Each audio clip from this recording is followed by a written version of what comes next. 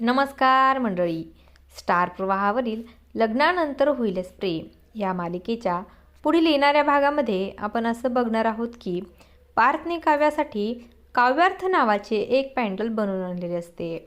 तर जीवाने नंदिनीसाठी साडी आणलेली असते आणि तेव्हा काव्य आणि नंदिनी दोघीही अतिशय आनंदी झालेले असतात.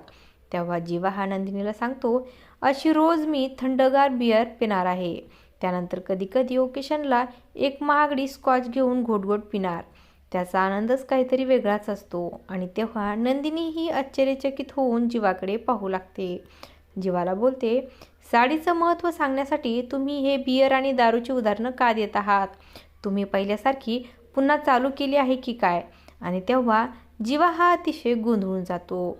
तिकडे आपण पाहतो पार्थ काव्याला बोलतो, या पॅन्डलमुळे माणसाचे स्वातंत्र्य टिकून राहते.